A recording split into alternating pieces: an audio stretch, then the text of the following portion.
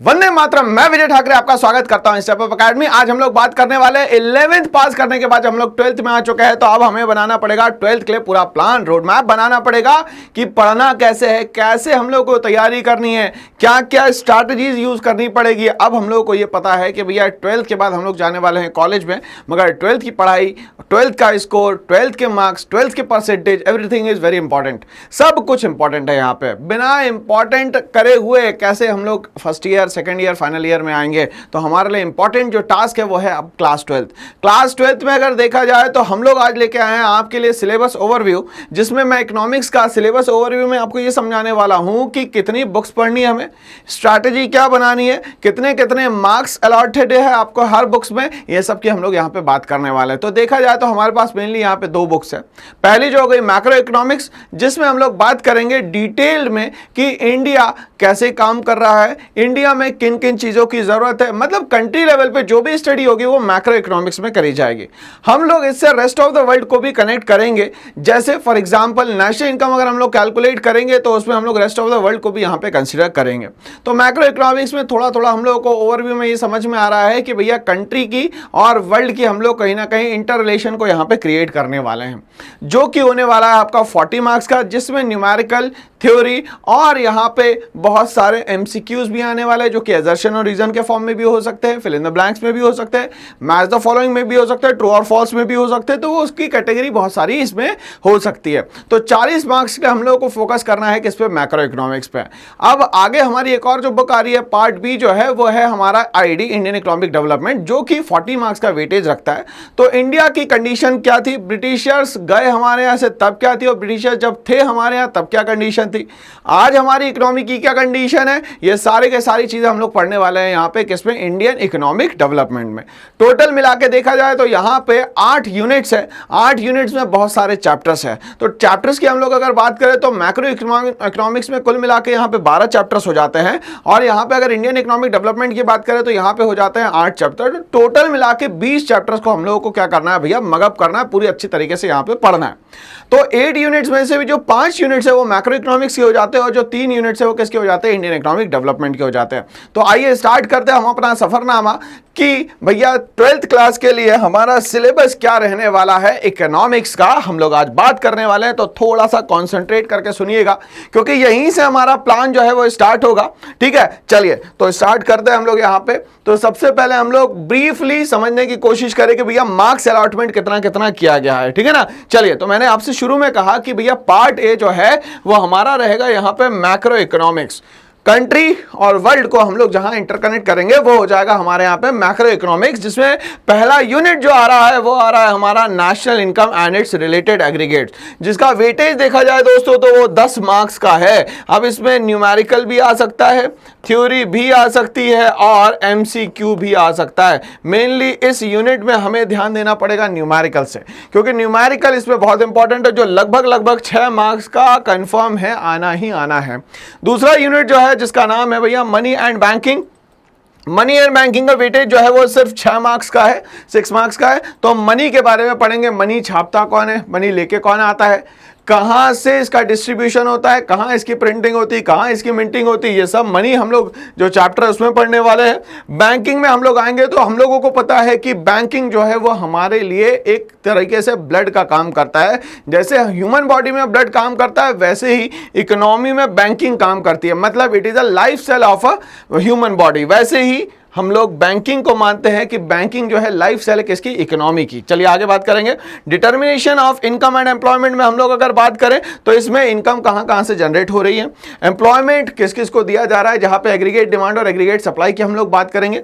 इसमें भी भाई थोड़ा सा ध्यान देना पड़ेगा मुझे, न्यूमेरिकल पार्ट है अच्छा खासा, उसके बाद यहाँ पे थ्योरी भी आ सकती है और एमसीक्यू तो आ ही सकते हैं। तो इसमें भी हम लोग को मेनली फोकस करना है न्यूमेरिकल में। तो यूनिट नंबर 1 में न्यूमेरिकल पे फोकस करना है, और यूनिट नंबर 3 में न्यूमेरिकल पे यहाँ पे फोकस करना है मुझे। और इसका जो वेटेज है दोस्तों यहाँ पे हो जाता है 12 मार्क्स का। आगे हम लोग बढ़ते हैं, यूनिट नंबर 4 पे आते हैं government budget and the economy, कि गवर्नमेंट बजट होता क्या है, कैसे बनाया जाता है, कौन कौन लोग हैं जो गवर्नमेंट बजट बनाने में इन्वॉल्व है, गवर्नमेंट बजट कब तक के बनेगा, क्या फायदे हैं, क्या नुकसान है, ये सारी चीजें हम लोग पढ़ने वाले हैं गवर्नमेंट बजट में यहाँ पे, ठीक है ना। और जिसका वेटेज दे दिया गया है भैया यहाँ पे 6 मार्क्स का। तो इस तरीके से हमारे ये 4 यूनिट्स कंप्लीट हो गए हैं और 4 यूनिट को हम लोगों ने समझा कि क्या क्या यूनिट्स के नाम होंगे और इनको वेटेज कितना दिया गया है। आखिरी हम लोग यूनिट पे आते हैं जो है यूनिट नंबर 5 जो है balance of payment. Rest of the world के साथ हमारे किस तरीके से ट्रांजैक्शन हो रहे हैं, हम लोग कितना पैसा दे रहे हैं, हमारे पास कितना पैसा आ रहा है, ये सब चीजें हम लोगों को बैलेंस ऑफ पेमेंट में पढ़नी है, जिसमें कि वेटेज आ गया है मार्क्स का भैया 6। तो इसके अकॉर्डिंगली देखें तो जो 5 यूनिट्स है उनका टोटल वेटेज जो है बेटा यहां पे है 40 मार्क्स का।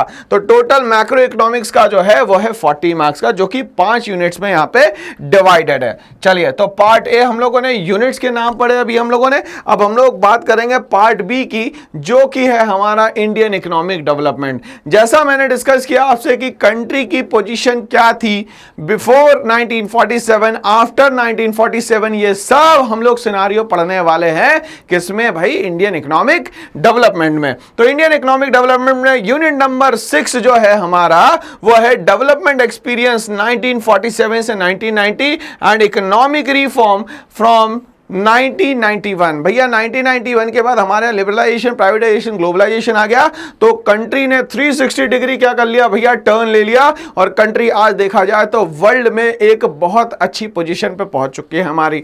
बट 1947 से लेकर 1990 तक के कुछ ना कुछ ड्रॉबैक रहे, क्योंकि हम लोग जस्ट उस समय आजाद हुए थे, तो हमें ये पता नहीं था करना क्या है, प्लान्स कैसे रहेंगे, पॉलिसीज क्या बनानी है।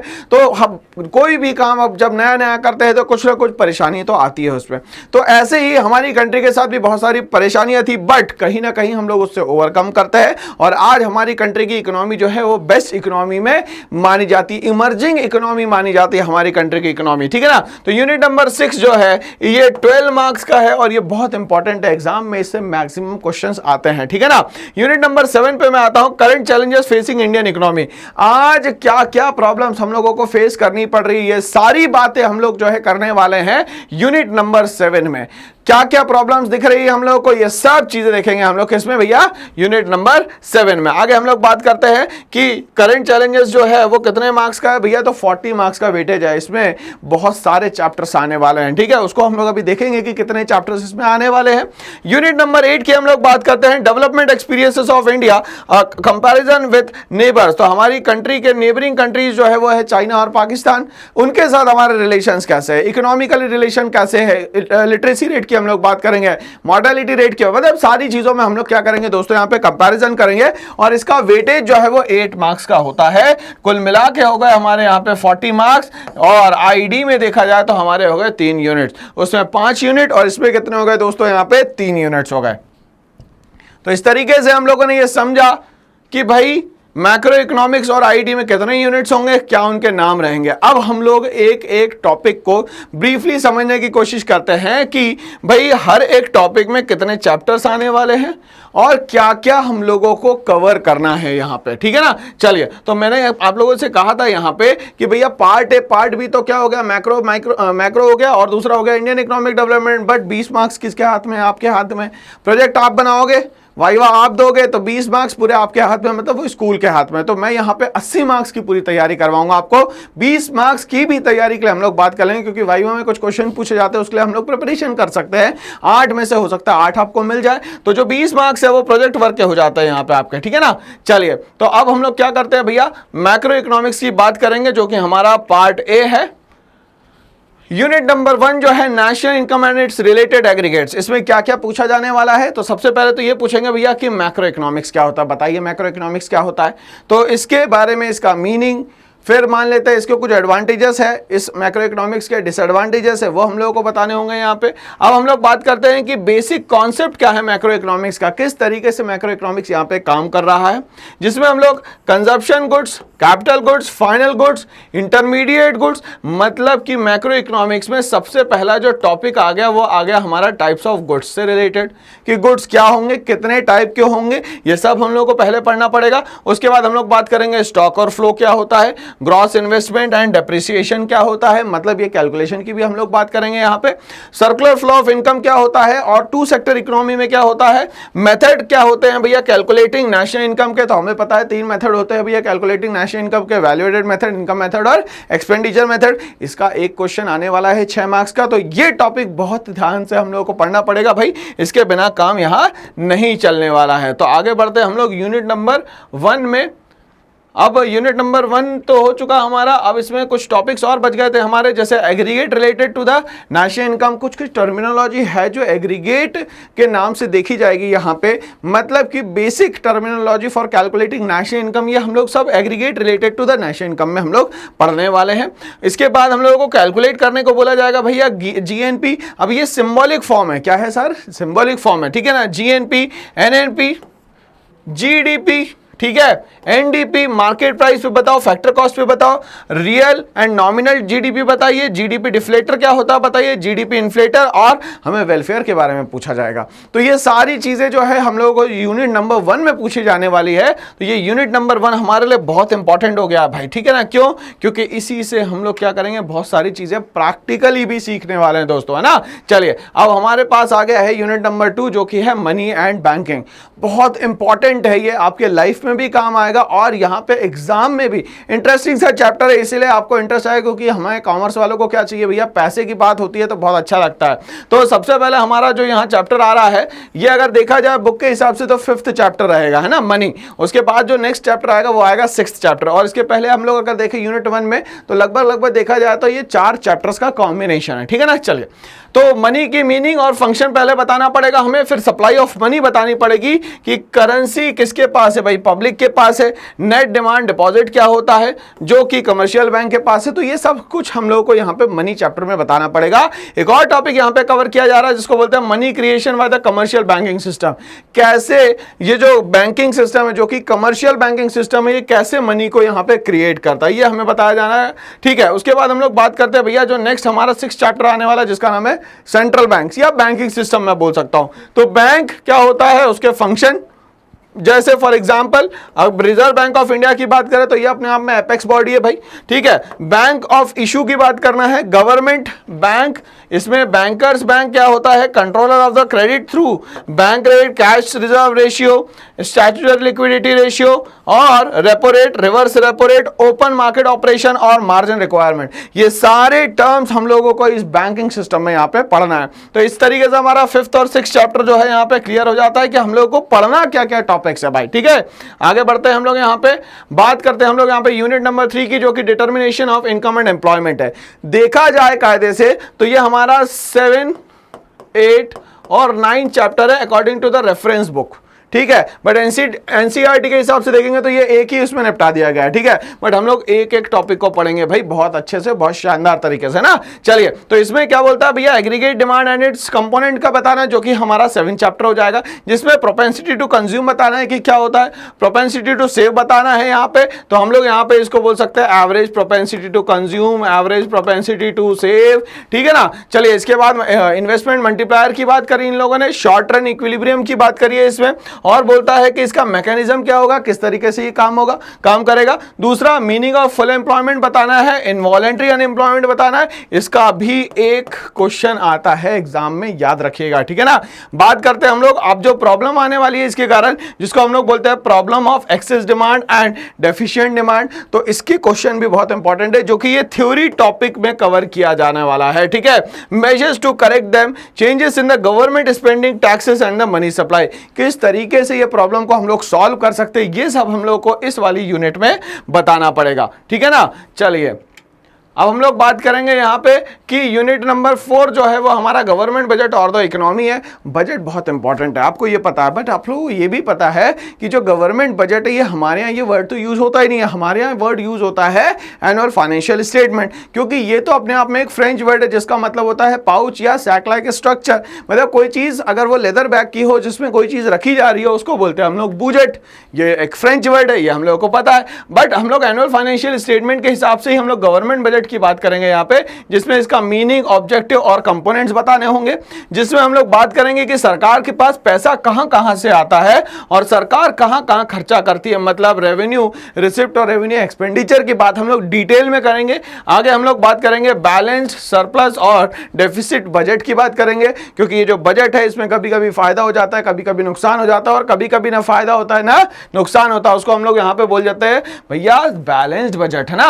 ठीक है, चलिए अब मेजर्स ऑफ गवर्नमेंट डेफिसिट, अगर मान लेते हैं गवर्नमेंट डेफिसिट हो जाए, सरकार को नुकसान हो जाए, तो सरकार इस प्रॉब्लम को सॉल्व कैसे करेगी ये भी तो बताना जरूरी है यहां पे। चलिए आगे बात करते हैं हम लोग यूनिट नंबर 5 की, जिसका नाम है बैलेंस ऑफ पेमेंट। अब ये बैलेंस ऑफ पेमेंट क्या बोलता है भैया, दूसरी कंट्री के साथ हमारा कैसा लेन देन रहा है, ये सब कुछ बैलेंस ऑफ पेमेंट का पार्ट होता है, ठीक है ना। चलिए, तो बैलेंस ऑफ पेमेंट में हम लोगों को इसकी मीनिंग, इसके कंपोनेंट की बात करनी है। बैलेंस ऑफ पेमेंट में बात करनी है हमें, सरप्लस और डेफिसिट की बात करनी है, फॉरेन एक्सचेंज रेट की हम लोग बात करेंगे यहाँ पे कि क्या होता है, फिक्स क्या होता है, फ्लेक्सिबल क्या होता है, और manage floating rate exchange system क्या होता है। डिटर्मिनेशन ऑफ एक्सचेंज रेट की हम लोग बात करेंगे, किस तरीके से एक्सचेंज रेट होता है, फ्री मार्केट में कैसे काम करता है, इसके मेरिट्स और डीमेरिट्स क्या होंगे, फिक्स्ड और फ्लोटिंग एक्सचेंज रेट सिस्टम क्या होता है, ये सब हम लोग को यहाँ पे बताना होगा। तो इस तरीके से हम लोगों को 5 यूनिट में समझ में आ गया कि कौन कौन से टॉपिक जो है हम लोग को यहाँ पे कवर करने हैं, ठीक है ना। तो 5 यूनिट जो होगा वो होगा हमारे मैक्रो इकोनॉमिक्स को। इस तरीके से हम लोगों ने 40 मार्क्स का भी टॉपिक्स का डिस्कशन किया। अब नेक्स्ट हमारी जो बुक आती है जिसका नाम है part B Indian economic development, जिसमें कि मेनली 3 यूनिट्स आने वाले हैं, ठीक है ना। यूनिट नंबर 6 की हम लोग बात करते हैं, जिसमें डेवलपमेंट एक्सपीरियंस 1947 से 1990 की बात करी गई, और उसके बाद इकोनॉमिक रिफॉर्म हुआ 1991 में, और आज हमारी कंट्री की कंडीशन आपको पता है कि बेस्ट कंट्री है अभी वर्ल्ड में, ठीक है ना। तो इसमें आपको ब्रीफ इंट्रोडक्शन देना पड़ेगा कि हमारी इंडियन इकोनॉमी की क्या कंडीशन थी जब ब्रिटिशर्स हम लोग को यहां से छोड़ के गए, ठीक है ना, जिसको हम लोग पढ़ने वाले on the eve of independence पे, ठीक है। आगे बात करते हैं हम लोग इंडियन इकोनॉमिक सिस्टम क्या होता है, इसमें 5 ईयर प्लान का क्या रोल था, क्या गोल्स थे, ये बताना पड़ेगा। मेन फीचर्स क्या थे, प्रॉब्लम्स क्या थी, पॉलिसीज एग्रीकल्चर की जो बनी उसमें क्या दिक्कतें आई हमें, HYV सीड्स लाने के बाद, मतलब ग्रीन रेवोल्यूशन होने के बाद क्या हमारी कंट्री का जो डिपेंडेंसी थी दूसरी कंट्रीज पे वो खत्म हो गई, क्या हम लोग सेल्फ सफिशिएंट हो गए, सेल्फ रिलायंट हो गए, हुए या नहीं हुए, ये सब हम लोग को इसमें पढ़ना है यहाँ पे। इसके बाद हम लोग इंडस्ट्रीज की भी बात करेंगे यहाँ पे, जिसमें स्मॉल स्केल इंडस्ट्रीज भी आएगा, ठीक है। और यहां पे इंपॉर्टेंस भी हम लोग बात करेंगे कि भैया क्या क्या इंपॉर्टेंस है इन सब चीजों की। आगे बढ़ते हैं हम लोग इसी के साथ। और इकोनॉमिक रिफॉर्म 1991 में हम लोगों को पता है कि जब 7 बिलियन का लोन हो गया था हम पे, तो हम लोगों ने पॉलिसीज को चेंज किया और हमारे यहाँ आ गई थी LPG पॉलिसी, लिबरलाइजेशन, प्राइवेटाइजेशन और ग्लोबलाइजेशन। इसको समझना है, इसमें क्या क्या चेंजेस हुए इसकी हम लोग यहाँ पे अब बात करेंगे। इसके साथ ही बात करेंगे डीमोनेटाइजेशन और GST की, क्योंकि हमारी कंट्री में डीमोनेटाइजेशन अभी हुआ था 2016 में, GST भी लगभग 2016 में आया, तो हम लोग को ये सारे चेंजेस को हम लोग को समझना है यहाँ पे, okay.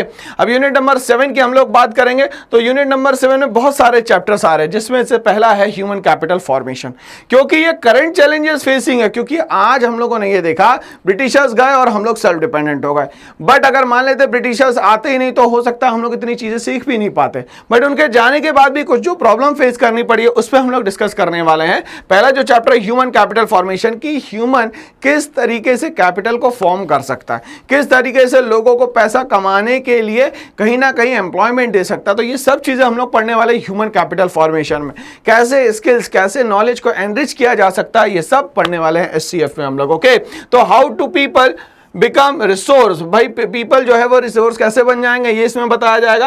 Role of human capital in the economic development, economic development में ह्यूमन कैपिटल का क्या रोल है। Growth of education sector in India क्या है, कैसी है, वो हम लोग को यहाँ पे बताना होगा।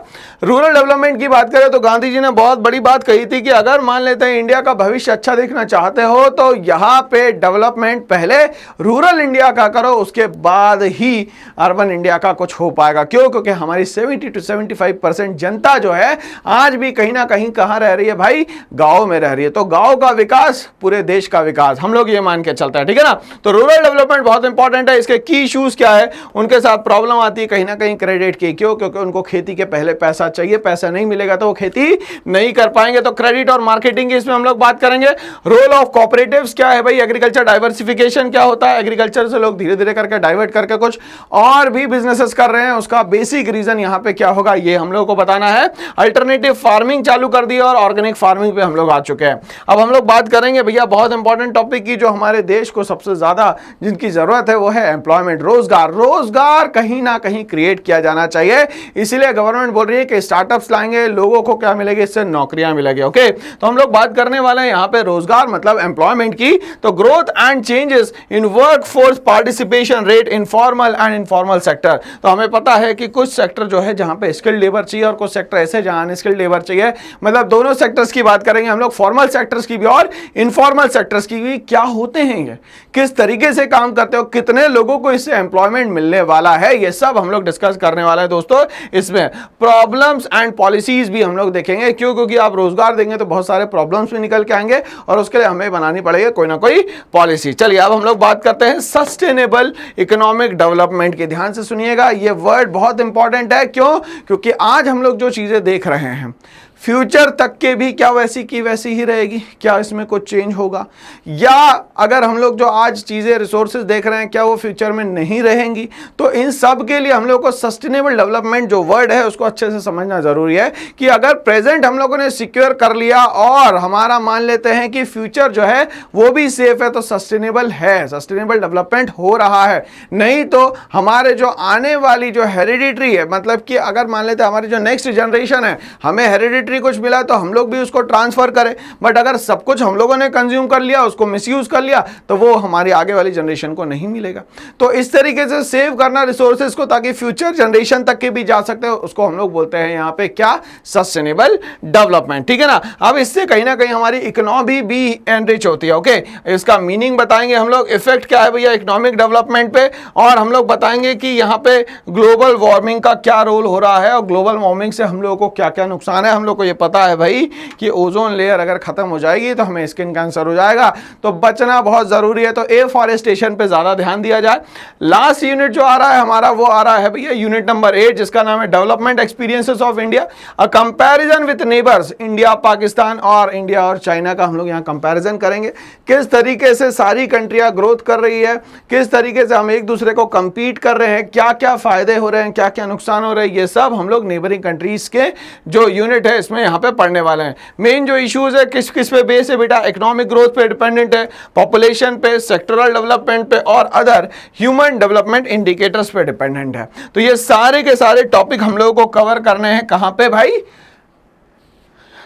कौन से टॉपिक में भैया, एक ही तो टॉपिक बचा हमारे दोस्त अगल बगल वाले, इंडिया के बगल में पाकिस्तान और इंडिया के बगल में चाइना। तो ऐसी स्टडी को हम लोग बोलेंगे यहाँ पे study of neighbouring countries. Okay चलिए, बट हम लोगों को ये समझ में आ चुका है कि भैया एक और टॉपिक हमारा बच जाता है जिसका नाम है प्रोजेक्ट वर्क। तो प्रोजेक्ट वर्क में आपको ध्यान देना है, टीचर से बना के चलनी है आपको, क्योंकि 20 मार्क्स उन्हीं के हाथ में है कहीं ना कहीं। ठीक है ना। तो प्रोजेक्ट इकोनॉमिक्स का जो है वो कितना मार्क्स का हो जाएगा भैया, 20 मार्क्स का हो जाएगा। 8 मार्क्स का जिसमें वाइवा वर्क है, उसमें फाइल प्रेजेंटेशन और ये सब चीजें आ जाएंगी। ठीक है ना। चलिए अब हम लोग बात करते हैं कि आपके जो क्वेश्चंस आने वाले हैं बोर्ड में वो किस तरीके के आने वाले हैं। तो टाइपोलॉजी ऑफ क्वेश्चंस पे हम लोग डिस्कशन करने वाले हैं। तो पहला जो पार्ट आता है जिसका बहुत ज्यादा हैवी वेटेज है, लगभग 55% का वेटेज है और मार्क्स जो है लगभग 44 आएंगे। इसमें क्या चाहती है बोर्ड आपसे, तो ये बोल रही है कि रिमेंबरिंग एंड अंडरस्टैंडिंग, आपको वो चीजें याद होनी चाहिए जो आपने पढ़ी है और पढ़ने के बाद उससे समझा क्या है,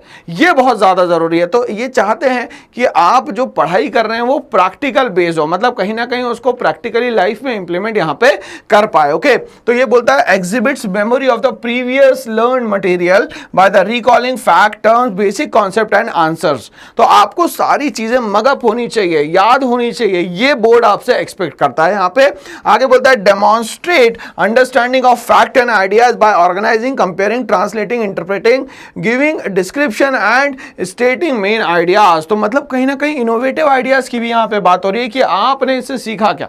इसीलिए केस बेस्ड स्टडी भी क्वेश्चन आते हैं जिसमें आप लोगों को प्रैक्टिकल कोई ना कोई एक क्वेश्चन दे दिया जाएगा और उसमें आप लोगों से पूछा जाएगा कि आप लोग क्या सोचते हैं। तो ये सारा रिमेंबरिंग एंड अंडरस्टैंडिंग का पार्ट है जिसका वेटेज बहुत ज्यादा है 55% और मार्क्स जो अलॉटेड होने वाले हैं वो 44 मार्क्स होने वाले हैं। ठीक है ना।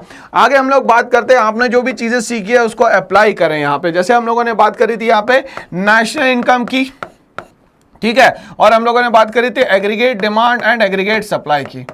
और इसी के साथ हम लोगों ने बात करी थी इन्वेस्टमेंट मल्टीप्लायर की। तो ये सारे न्यूमेरिकल टॉपिक्स है, न्यूमेरिकल इसमें से आने वाला है। तो आपने जो भी सीखा है उससे प्रॉब्लम सॉल्व हो रही है कि नहीं हो रही है? क्या हर सिचुएशन में आप लोग प्रॉब्लम को सॉल्व कर पा रहे हैं? क्या नए नए तरीके, नए नए फैक्ट, नई नई चीजों को क्या कर पा रहे हैं, नॉलेजेबल फॉर्म में कन्वर्ट कर पा रहे हैं? क्या इससे नॉलेज आपने कुछ एनरिच किया अपना? ठीक है, ये सब का जो वेटेज है वो लगभग कितना हो जाता है भैया? 18 मार्क्स का हो जाता है और इसका वेटेज जो है लगभग 22.5% हो जाता है यहाँ पे। ठीक है, इसके बाद फिर आप लोग क्या कर सकते हैं इस पे हम लोग बात करेंगे। तो आपको एनालाइजिंग, इवैल्यूएटिंग और क्रिएटिंग जो भी आप नया नया कर सकते हो वो सारा इंप्लीमेंट करें। बोर्ड आपसे ये सारी चीजें क्या करने वाला है भाई? एक्सपेक्ट करने वाला है। ठीक है ना, तो ये सारी चीजें जो है बहुत ज्यादा जरूरी है। ठीक है, इसके बाद आपसे बोर्ड ये भी एक्सपेक्ट करता है कि आपका प्रेजेंटेशन बहुत अच्छा हो। Defend opinions by making judgment. अब आपने ऐसा नहीं है कि भाई बुक में जो लिखा था उसी को एज इट इज पढ़ लिया और बोलने लगे कि यही सही है, ऐसा जरूरी नहीं है। आप अपने ओपिनियंस रख सकते हैं, आप अपने थॉट्स रख सकते हैं, आप चीजों को डिफेंड भी कर सकते हैं यहाँ पे। ठीक है, इन सब को अगर देखा जाए तो हमारे यहाँ बोर्ड जो प्रेफरेंस देता है वो 22.5% का प्रेफरेंस देता है, जिसमें कि 18 मार्क्स आपके क्या होंगे यहाँ पे कवर होंगे। और इसमें आपको ये भी बताता है कि भैया आपने जो आइडिया दिया इसके लिए आपका सबसे अच्छा एक्सपेरिमेंट जो है वो आप कर सकते हैं अपने किसमें? प्रोजेक्ट वर्क में। ऐसा कुछ टॉपिक ले लीजिए थोड़ा सा अलग हो, हटके हो, उसमें अपना पूरा नॉलेज जो है उसमें लगा दीजिए। अब आपसे वाइवा वॉक में कोई कुछ भी पूछेगा तो आपसे सारी चीजें बनेंगी। यही फायदा आपको एग्जाम में भी होने वाला है। जब चीजों को आप प्रैक्टिकली सीख लोगे तो आपके सामने सारे क्वेश्चन छोटे छोटे लगेंगे। ठीक है ना, चलिए, तो यहां तक की चीजें हमें समझ में आ गई है भाई। और कंपाइल करना है इंफॉर्मेशन को, जितना भी आपको आता है उन सबको इकट्ठा करे। वो कैसे हो पाएगा? तो बार बार रिवीजन करके, बार बार लिख के राइटिंग हैबिट्स बनानी पड़ेगी, क्योंकि बोर्ड एग्जाम में आपको राइटिंग ही काम आने वाली है। ओरली आप कितना ही पढ़ ले कोई फायदा यहां पे नहीं दिखेगा। ठीक है, तो इस तरीके से टोटल मार्क्स का जो वेटेज है वो 80 मार्क्स का हो गया और जो परसेंटेज हम लोगों ने बात करी वो हो गया यहां पे 100%। ओके, चलिए, तो इसी के साथ मैंने पूरा सिलेबस ओवरव्यू जो है क्लास 12 का आप लोगों को समझाया। होप सो सारी चीजें आपको बहुत अच्छे से समझ में आ गई होगी। ऐसे ही और वीडियोस के लिए बने रहिए, बट करना है एक काम। क्या? एक छोटा सा काम जो जनरली आप लोग आज नहीं कर रहे हैं। क्या करना है? इस चैनल को लाइक, शेयर और सब्सक्राइब करना है दोस्तों। Thanks for watching all.